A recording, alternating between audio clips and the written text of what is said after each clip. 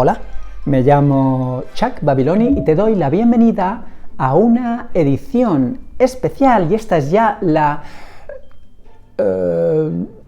primera, que es la primera vez que hago un vídeo así, la primera edición, de los premios Chuck Babiloni correspondientes a mis mejores lecturas del año precedente, en este caso, de 2023.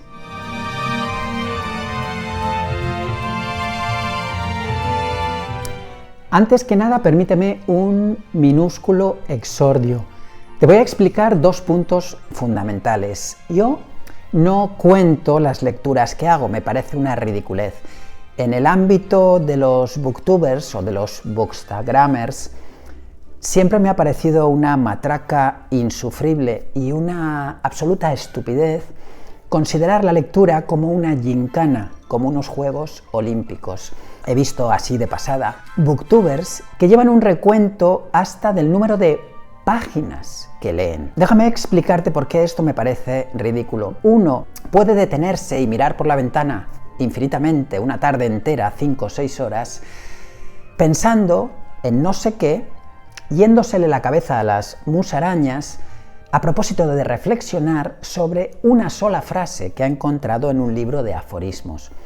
Uno de estos libros que hablan de cómo ve el mundo un cierto literato o un cierto artista, en el caso de la plástica.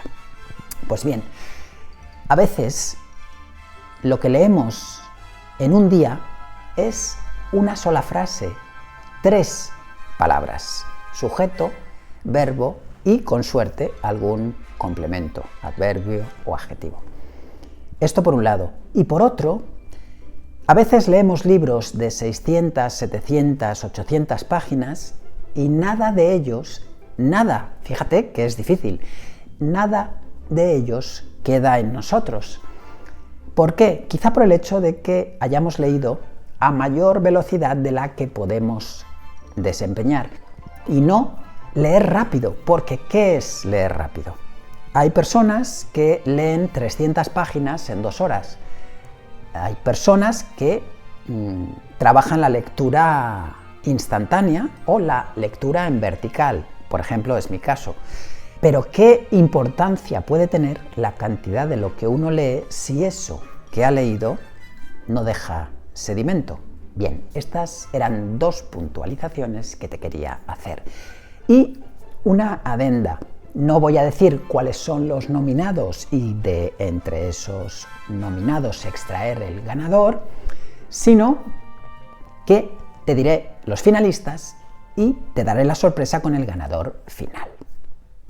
El primer premio que voy a entregar es el de mejor ensayo, y para este premio he postulado a 3 finalistas. En primer lugar, la traducción que Lourdes Silvan hizo del libro Lecture für Minuten, que tradujo literalmente como Lecturas para Minutos, perteneciente al autor Hermann Hesse.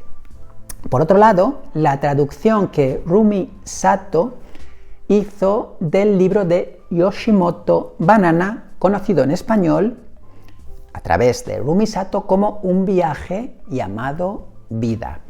Y, por último, el libro de William Duckworth, Talking Music, que trata de entrevistas con John Cage, Laurie Anderson, Philip Glass y 5 generaciones de músicos experimentales contemporáneos. Y el premio al mejor ensayo que leí el año pasado se lo tengo que dar, sin duda alguna, a El ritmo perdido de Santiago Auserón. Este es un libro que Santiago Auserón, que si a lo mejor no te suena nada este nombre, sí te sonará cualquiera de sus heterónimos. Te informo en este momento de que Santiago Auserón es el mismo hombre que hay detrás de Juan Perro, el famoso bolerista o tanguero latino, y que también previamente fue el líder de la banda de pop rock española Radio Futura, que quizás sea de lo poquito que podemos conservar para la posteridad de aquello que se llamó la movida madrileña, un invento más publicitario que otra cosa. Este ensayo, nos lo deja claro su subtítulo, es un recorrido a través de la influencia que la negritud ha tenido en la canción española. Pero no te creas que Santiago Auserón se conformó con escribir pequeños brochazos o mínimas pinceladas sobre esto, sino que hizo un sesudísimo estudio, que es El ritmo perdido, en el que nos va trasladando a través de espacios muy separados tanto en el tiempo como en el espacio, permíteme la redundancia. Y entonces arranca haciendo un profundísimo estudio de cómo fueron las raíces, pasando incluso por la poesía, aunque de forma un poquito leve, la poesía del siglo de oro español, que es, todo el mundo lo sabe, una de las fuentes más importantes de cultura occidental de toda la historia de la humanidad. Y de ahí nos hace un recorrido que va justo hasta la música negra de New Orleans, la música actual, y más en concreto la de comienzos del siglo XX. Pero, entre medias, nos hace viajar por Persia, nos hace viajar por los Cárpatos, nos hace viajar por todas las colonias post-colombinas y también por toda la música criolla y caribeña. Y todo el libro está escrito con una exhaustividad erudita que no te voy a decir que me sorprendiera, pero que sí me fascinó. Yo siempre he sentido simpatía por Santiago Auserón. Recuerdo cuando era pequeño que él era, bueno, un poquito más mayor, y lo recuerdo ya en aquel famoso programa La Bola de Cristal, comenzando sus andanzas tanto musicales como gamberras. Pero yo siempre lo he considerado un intelectual de la música folk, de la música popular, algo así como un sabio del arte folclórico. Y evidentemente en este libro lo demuestra. También he de decirte que es un autor que posteriormente ha sacado otro ensayo que tengo por leer y que sin duda leeré, que si no recuerdo mal lleva por título Arte Sonora. Y es algo así, si no estoy mal informado, una revisión de los mitos, las tradiciones y sobre todo los ritos que tienen que ver con la música, pero en el ámbito grecolatino. No es algo que me interese por sí mismo, pero estoy seguro de que lo conseguiré para leérmelo, porque, como te digo, este autor me ha dejado una huella maravillosa. También he de decirte que hay algo que no me gustó del libro. Por ponerle un pero, que no hay por qué hacerlo, pero sí se lo pongo para serte honesto, es que eché en falta un poquito más de teoría y de notación musical. En los momentos en los que Santiago quiere explicarte algún concepto musical teórico, por ejemplo, qué es un pulso o qué es un compás, no recurre a la notación habitual de los teóricos musicales, el pentagrama, los compases, la armadura, el aire, sino a notaciones de un tipo un poquito más espontáneo y sin duda nada profesional. Yo, en este caso, eché en falta un poquito más de música canónica. Pero también comprendí mientras iba leyéndolo que no todo el mundo tiene por qué saber eso que se conoce como solfeo, y está bastante mal llamado, pero que para entendernos conocemos como solfeo. Pero hecha esta salvedad, este ensayo es maravilloso si tienes alguna curiosidad en saber cómo el rock, por ejemplo, se contaminó, hablando todo lo positivo que se puede hablar, se contaminó de la influencia negra proveniente de los campos de esclavitud, los campos de algodón, pero también, como te digo, de la canción española de los siglos XVI y XVII. El siguiente premio es el de Mejor Libro de Relatos o de Cuentos, y para esta categoría he dejado solamente dos finalistas. La traducción indirecta proveniente del inglés, y se nota, que Julio Galer hizo de Diario de un loco y otros relatos, del escritor chino Lu Xun, y Algunos muchachos y otros cuentos de Ana María Matute, autora de la que yo no había leído hasta la fecha nada aún. Y el ganador en esta categoría ha sido Cuentos del tiempo de nunca acabar, del escritor valenciano Vicente Soto. Hay un poquito de trampa aquí, lo reconozco, pero bueno, este es mi vídeo y en él hago lo que me parece. Digo, era una relectura. Es un libro maravilloso. Si eres de esas personas a las que les encanta que no solamente los cuentos formulen algún tipo de temática específica que te pueda interesar, agradar o hacer feliz, sino que su estructura sea compleja. Y además, que una de las características de esta complejidad sea el hecho de que en los diálogos, por ejemplo, hasta que leemos 5 o 6 páginas de un cuento no nos estamos enterando de quién está diciendo qué y de quién está replicando a eso que no sabemos aún muy bien, está diciendo quién sabe quién. Como verás, es un autor maravilloso para ejercer lo que te acabo de comentar que yo he ejercido con este libro, y es la relectura. Es un libro que gana mucho en la relectura y, sobre todo, que gana muchísimo más en sucesivas relecturas de la relectura. La siguiente categoría es una categoría especial y permíteme que me apoye en mi cuaderno de lecturas, en mi libreta de lecturas, porque este premio se lo entrego y solamente podía postularse a él el libro Boquitas pintadas del escritor argentino Manuel Puig. Qué maravilla de estructura la de este libro. Permíteme que lea qué cantidad de recursos estructurales emplea Manuel Puig para trazar este libro, porque, leo textualmente, aquí anoté que te puedes encontrar con conversaciones telefónicas, con actas judiciales, con transmisiones radiofónicas, con confesiones eclesiásticas, con inscripciones mortuorias, con rezos o letanías, con carteles viales y con obituarios, además de con los diálogos canónicos al uso en cualquier novela, minúsculas descripciones, gracias a Dios, y otro tipo de estructuras verbales que ahora mismo no vamos a analizar aquí.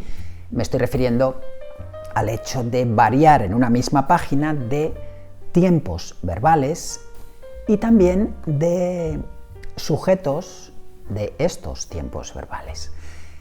El uso del omnisciente, pero también el uso de la primera persona, del singular, de la tercera, del singular y del plural, y de los estilos indirectos, pasivos y activos. Es un libro en el que después de 50 páginas no sabes muy bien quién dice qué. Esa es una de las razones maravillosas para leerlo. A mí me gusta que los libros me impongan un cierto reto de lectura, que me mantengan ávido de intentar comprender primero qué me están contando y después por qué el autor ha elegido esa forma de narrármelo y no de hacerme más sencilla la lectura. Ya te aviso de que este libro tiene una apariencia que es totalmente infundada o falsa de folletín, de culebrón.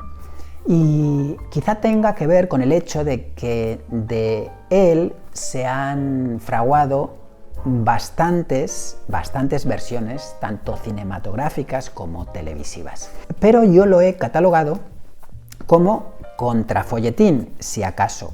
Esto tampoco tiene mucho interés, mucha importancia, pero a lo mejor sí, porque en un vistazo apresurado puede parecer una novelita rosa, una de estas novelas que se vendían en kioscos o en librerías por entregas y que trata de los azares y de las fortunas relativas al amor cortés, a los líos de matrimonios con personas ajenas al matrimonio, adulterios, incestos, etc. Pues nada más lejos de la realidad. Sin embargo, en todo el proceso de lectura del libro, uno se está dando cuenta de que lo que está contando es absurdo. En muchas ocasiones, quitando algún hecho fundamental y luctuoso, alguna muerte, por ejemplo, esto sí que reviste una cierta gravedad emocional, pero en general lo que nos está contando Manuel Puig es una memez. Son boberías, esto que despectivamente y muy mal se conoce como líos de faldas. Pero, sin embargo, mirando un poquito más allá, estoy seguro de que este libro podrá interesarte si, como te digo, te interesan las arquitecturas estructurales en los libros. Cómo se elige contar lo que se está contando.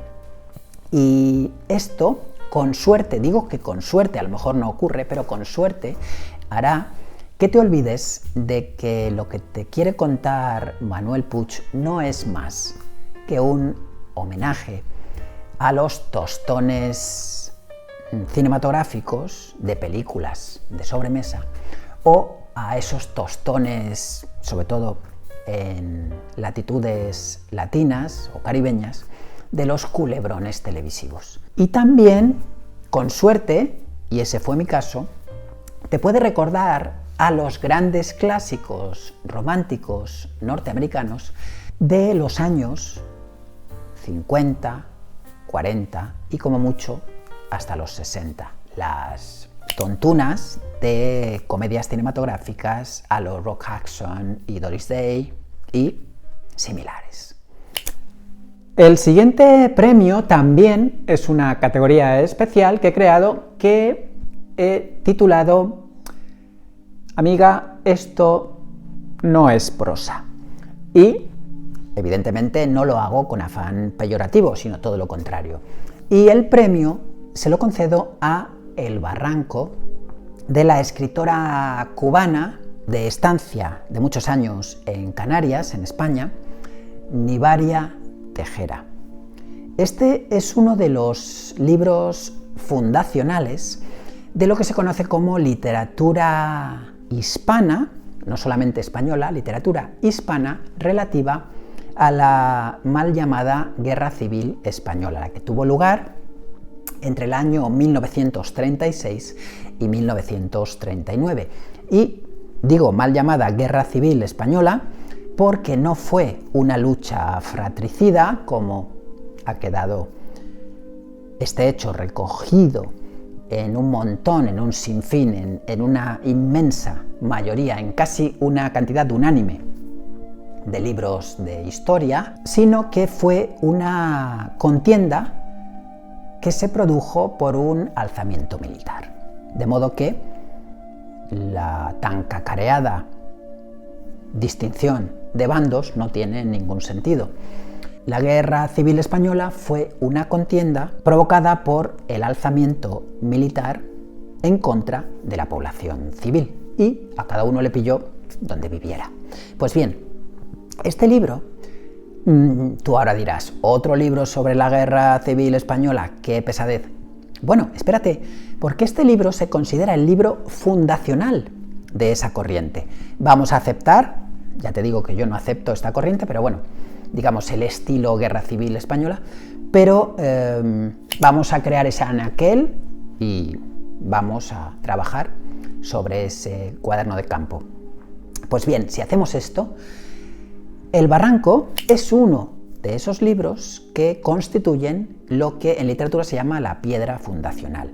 Este libro hizo que a partir de él se creasen un montón de acólitos, tanto de su autora como del libro, y la corriente de posguerra civil, la corriente literaria, me estoy refiriendo tanto en España, como te digo, como en el resto del mundo de habla hispana, comenzará a escribir sobre esta contienda, esta mal llamada contienda. Es un libro en el que todo el hecho bélico se narra de forma subrepticia, en diagonal, a través de los ojos de una niña que, como no podía ser de otra forma, y ya estarás concluyendo, aún sin haberlo leído, al final, digo, se convierte en una Bildungsroman.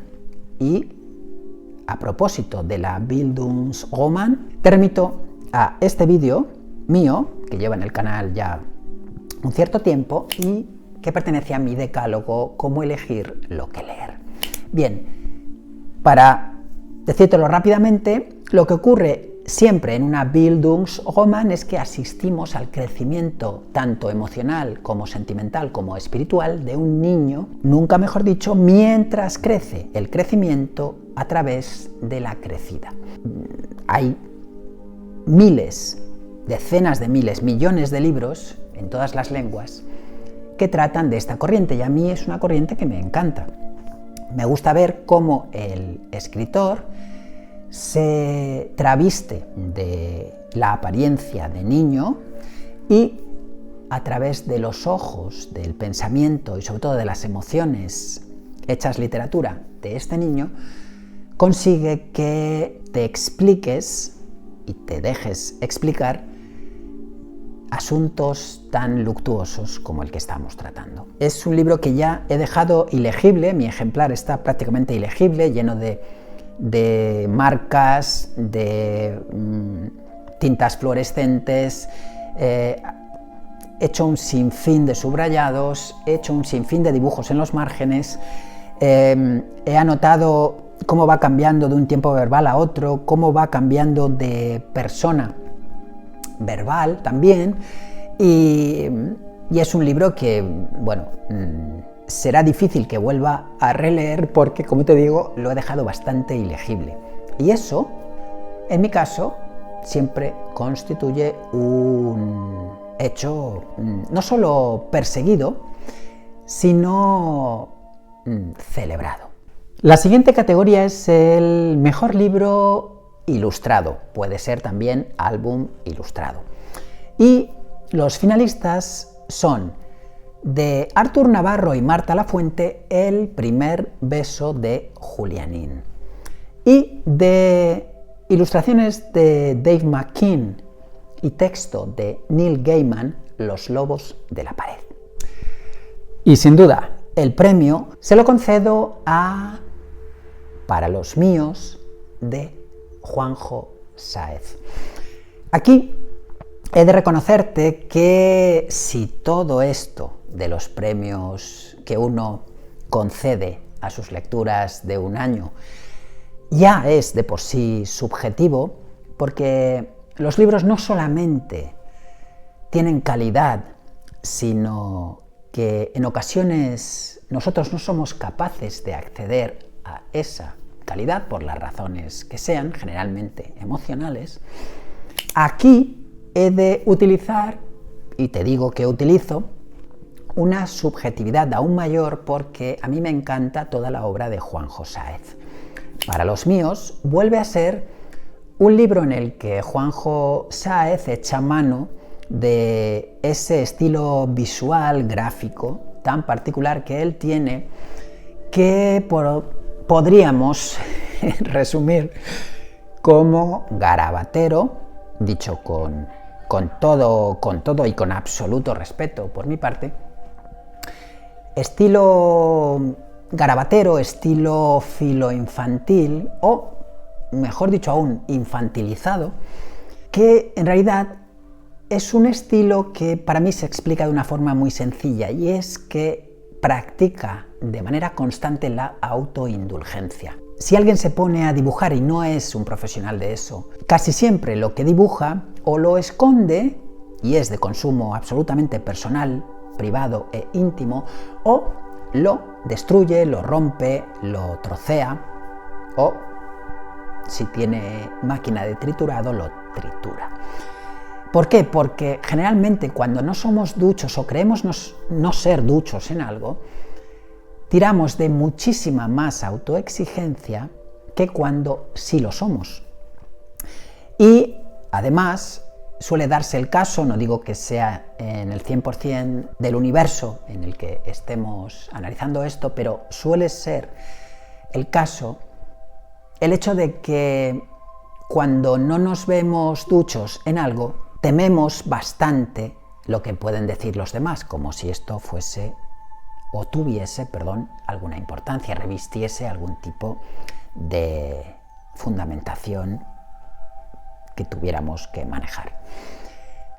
Y entonces el estilo gráfico de Juanjo Sáez se basa mucho en algo que incluso para los conspiranoicos puede ser algo buscado, perseguido o, en el peor de los casos, forzado. Me estoy refiriendo a todas esas ocasiones en las que Juanjo tacha lo que escribe, por ejemplo. Que uno que no se dedique a la gráfica dirá, ¿le habría costado algo no tachar esa palabra o volver a hacer esa ilustración y eliminar esa tachadura? Y estoy seguro, no sé si lo concibe así Juanjo, pero estoy seguro de que Juanjo podría decir, yo me lo imagino diciendo, me cuesta más volver a hacer esa ilustración con menor interés energético que dejar esto, porque además estoy proponiendo verdad. No sé si tú lo piensas así, si no te dedicas a la gráfica. No me sirven los comentarios, en este caso, de profesionales de la gráfica, pintores o diseñadores. Pero si tú no te dedicas a esto e imagínate que para 2024 dices, voy a ilustrar mi libro favorito. Bueno, verás que habrá ocasiones en las que para un pasaje concreto hagas un dibujo y no te satisfaga, y lo vuelvas a hacer y no te satisfaga, y lo vuelvas a hacer, o sea, lo rehagas constantemente, y cada vez te disguste más. Y esto surge por algo, surge porque se produce un cansancio emocional en relación con eso. Estás deseando pasar a otro pasaje,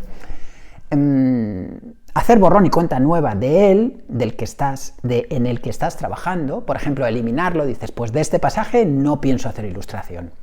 Es cuando los diseñadores gráficos hablan de que una ilustración se les atasca o no les deja seguir adelante. Y en esos casos, cuando uno es profesional, se da cuenta de que o bien tiene que eliminar ese pasaje de forma gráfica, no del libro, no del texto, pero sí de la gráfica, y seguir dibujando. Otra de las razones de que sea tan complejo un álbum ilustrado es que la gente suele pensar, los que no se dedican a esto, suele pensar que la ilustración en un libro de ilustraciones es algo anexo, satélite y, por ende, menos sustancial, menos cardinal, menos sumarial. Y no.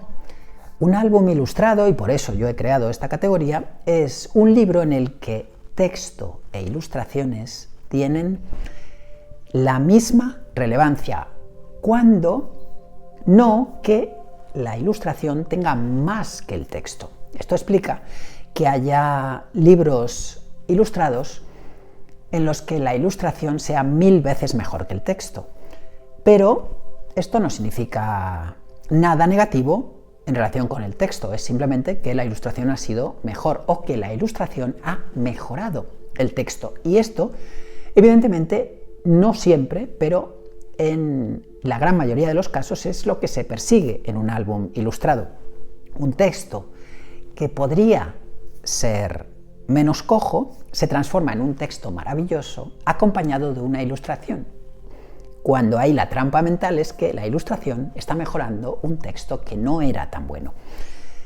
Y con todos los vientos de cara, por supuesto, también puede suceder el mejor de los casos posibles, y es que un gran texto se transforme en una obra maestra acompañado de unas ilustraciones maravillosas. Bueno, todo esto te lo digo en relación con el hecho de que este es el único libro de 2023 que yo no pude soltar. A mí me encanta leer un libro durante 2, 3, 4, 5, 6 meses, 8 y a veces en ocasiones hasta 12 meses. Y por ejemplo, con el caso que ahora tengo entre manos, un libro que comencé en 2017 y que aún sigo leyendo. Un día, si quieres, te hago un vídeo sobre cuál puede ser esa obra. Sigo disfrutándola, leyendo muy poquito cada vez, muy poquito cada semana o cada mes, pero deseando que ese libro no se me agote. Y no teniendo ninguna prisa por terminar, por dar por zanjada la lectura. Y digo dar zanjada la lectura y no terminar el libro, porque un libro, si es bueno, no se termina nunca. Por eso vuelvo a hablarte de la importancia de la relectura. Pues bien, para los míos es un libro que yo no pude soltar, y mal que me pese, porque como te digo, me habría encantado estar hojeándolo durante meses. Ya sabes que yo nunca te hablo de qué van los libros, porque me parece que si uno quiere hacer reseñas literarias, como las que tengo colgadas en mi canal, creo que la autoexigencia mínima para hacer una reseña es tratar la morfología y no tanto hacer paráfrasis de los libros.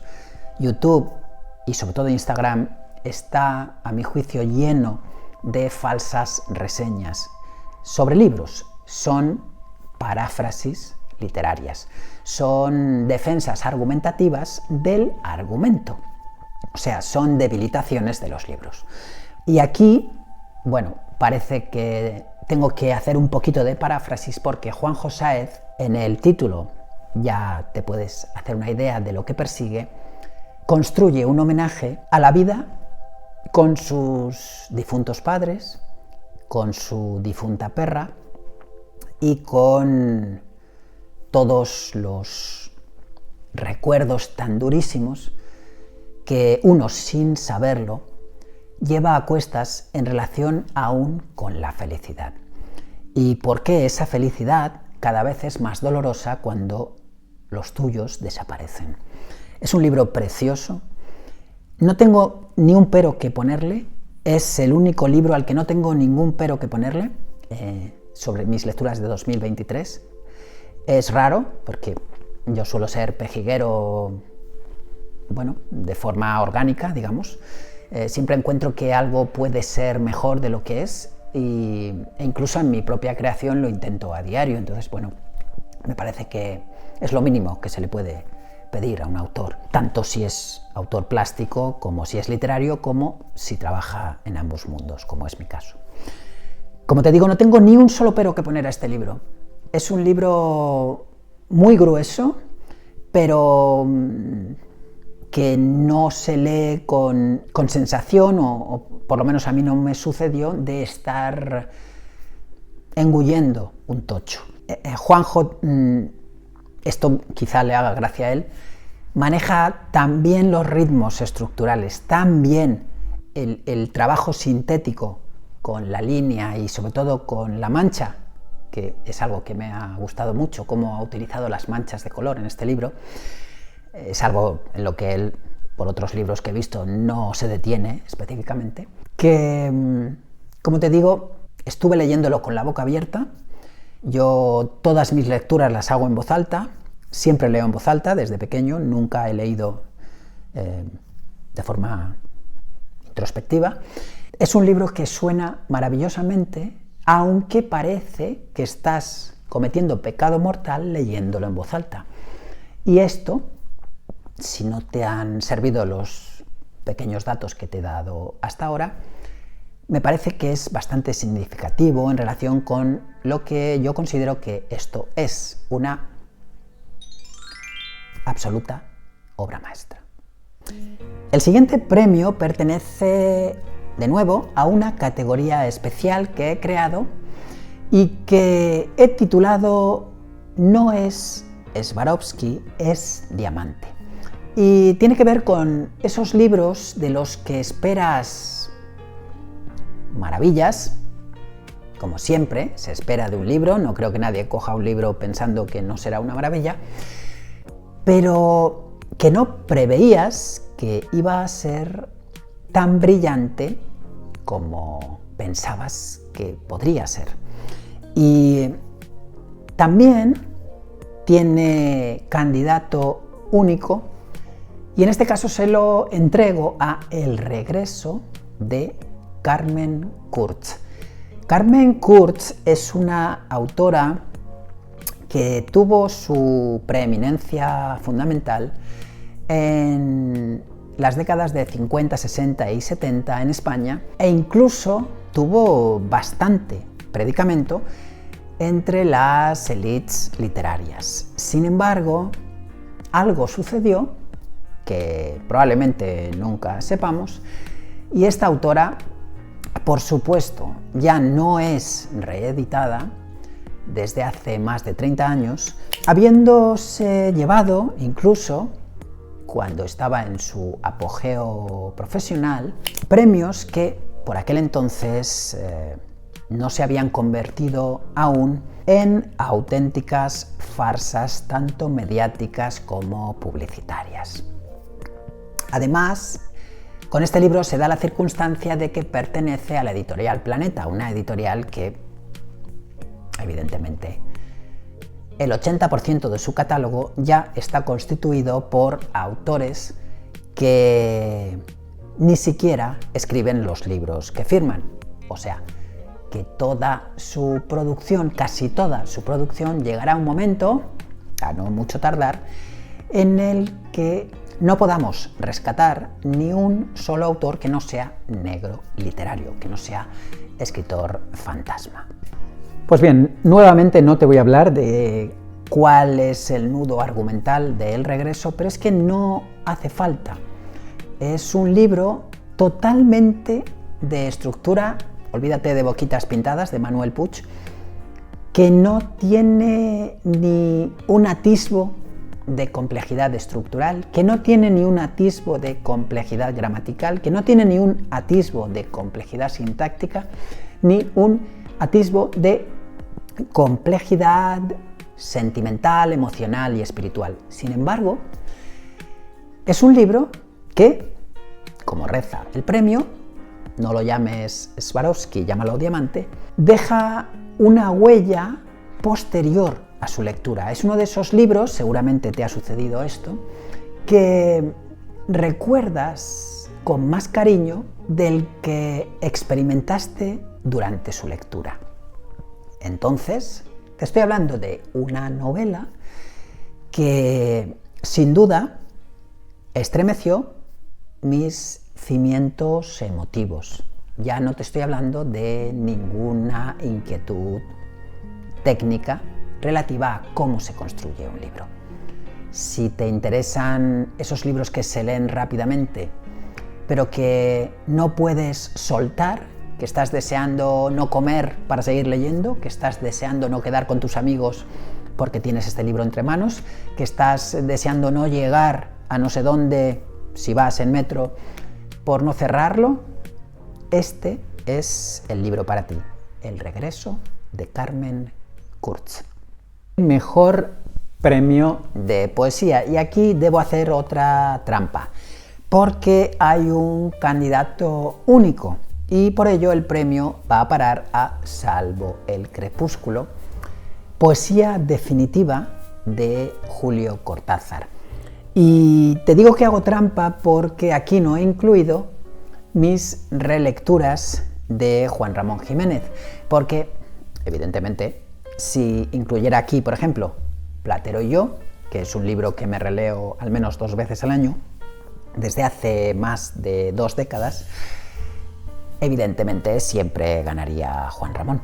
Este premio, como te digo, se lo entrego a este libro de Julio Cortázar, que recoge toda su producción pretendidamente poética. Y digo esto porque para mí Julio Cortázar es un escritor de poesía que también creyó escribir en prosa, pero si has leído a Cortázar te habrás dado cuenta de que todo ese swing musical que tenía su escritura no puede definirse de otra forma que como magnífica prosodia y absoluta poesía canónica. He disfrutado muchísimo con la lectura compendiada y, como te digo, y como dice la edición definitiva, de no solo la poesía que ya conocíamos de Julio Cortázar, que en realidad era muy poca, sino además le han anexado en esta ocasión toda la producción inédita y los sueltos, los escritos que se encontraron en hojas pasquineras dentro de su propia colección de libros, que ahora mismo está en la Fundación Juan March de Madrid, depositada, y también de manuscritos encontrados post-mortem y otro tipo de textos dispersos, que te voy a decir de Julio Cortázar. Aquí, además, se produce un hecho que a mí me hace mucha ilusión, y es el hecho de que si en muchas ocasiones Julio Cortázar, sin duda adrede, pecaba de cursi, de relamido o de kitsch, e incluso de pretencioso en unión de todo esto, en Salvo el crepúsculo, todo esto lo encuentras, si lo buscas, no digo que esté a la vista, pero sobre todo lo encuentras en la forma de acentuar cada uno de las porciones de los versos.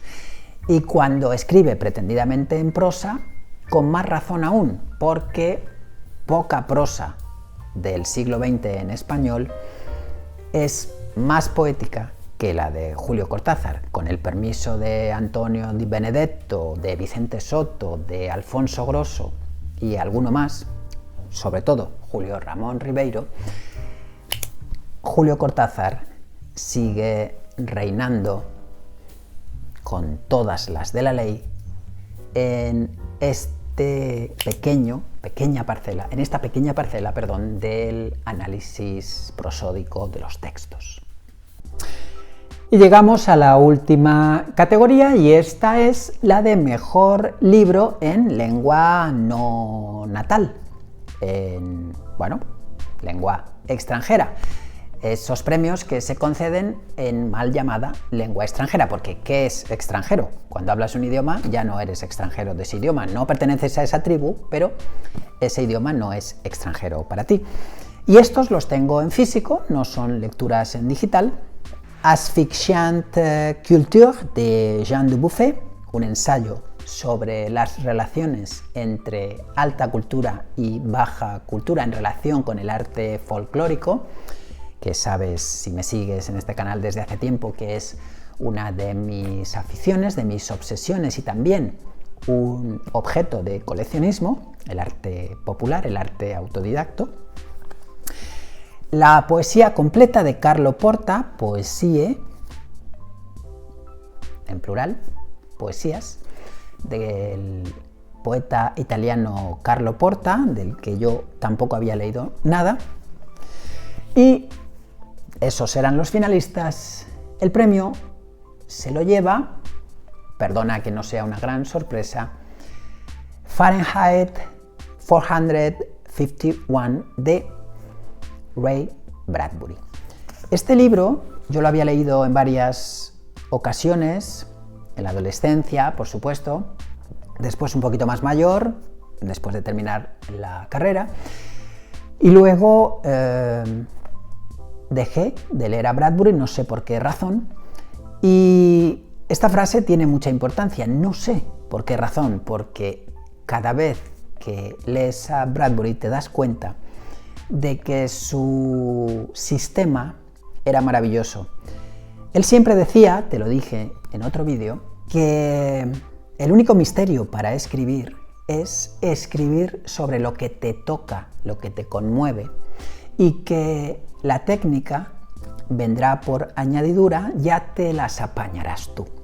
Efectivamente, este libro me había encantado como premisa, digamos, lo que todos sabemos de este libro. No te hago ningún spoiler si sabes que este libro se traza en un campo de juego bastante curioso, y es el hecho de que los bomberos no apagan incendios, sino que los encienden para crear piras de libros. Deciden qué libros deben quemarse. Y entonces, evidentemente, como te estás dando cuenta, si no has leído ya esta obra maestra de la literatura de todos los tiempos, el libro evidentemente no va de libros, el libro va de las fronteras entre lo que sí está establecido y lo que no. Y esto a todos los niveles. Bueno, que cada uno saque las consecuencias y las conclusiones que quiera de su lectura. Pero lo que yo no me esperaba es que este libro estuviera tan bien escrito. De modo que me ha parecido que ha mejorado al encaminarme hacia el original. Y tiene que ver, y lo he analizado bastante bien, creo, en el hecho de que la sonoridad, te vuelvo a repetir que yo siempre leo en voz alta, la sonoridad fonética, la fonología, la prosodia de este libro es maravillosa en inglés, pero se pierde totalmente en español.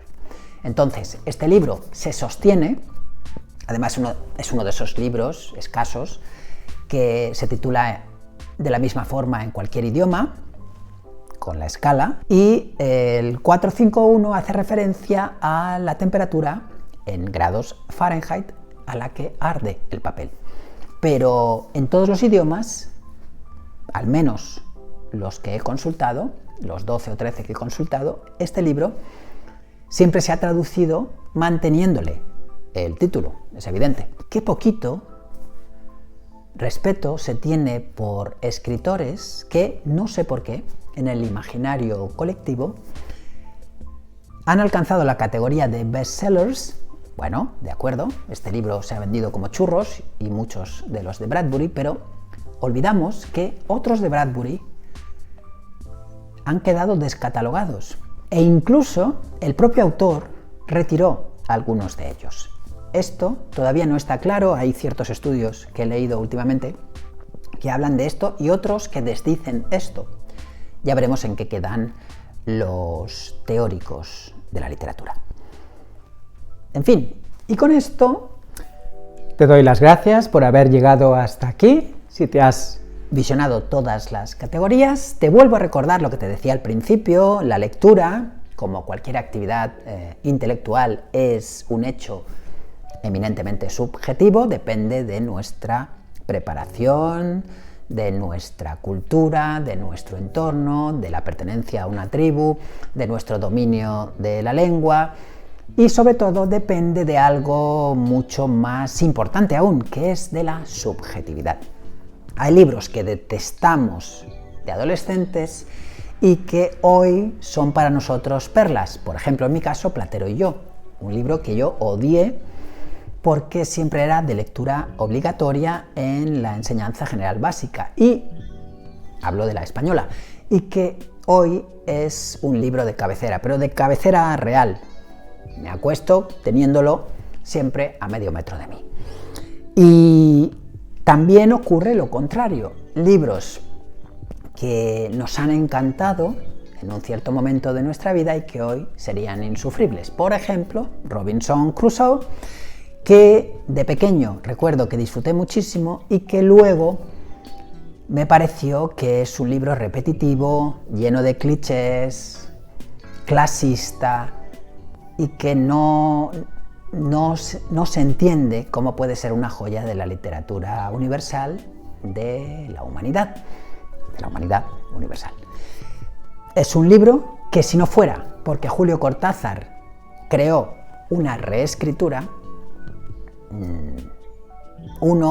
yo mismo, no puedo entender cómo siguen manteniendo el predicamento que tiene, un libro que se te cae de las manos. Sin embargo, la reescritura de Julio Cortázar es una obra maestra. Ahí te das cuenta de que traducir un libro es reescribirlo. Y aprovechando este cierre, te digo que los libros que me he leído durante este año, que han sido traducciones, evidentemente no reflejan la calidad de los originales. Y por eso me has visto hacer hincapié en quién ha traducido qué texto, si ese libro se publicó en su idioma original, que es un idioma que yo ni leo, ni escribo, ni hablo. Y más en concreto me estoy refiriendo a los libros japoneses que he podido leer. Libros que yo solo leo si están traducidos reescritos, por japoneses que hablan español, porque no es tan sencillo traducir un libro japonés si no eres japonés. Para reescribir, sé que esta es una opinión polémica, pero es la mía, para reescribir un libro escrito en japonés y traducirlo al español, hace falta ser japonés. Me llamo Chuck Babiloni y llevo 45 de mis 53 años dedicado al estudio y la práctica de las artes plásticas, la literatura y la música. ¿Te ha servido este vídeo? Por favor, dale al like, suscríbete a mi canal, compártelo en tus redes sociales, si eres tan amable, y nos vemos en el siguiente. Arigato gozaimashita.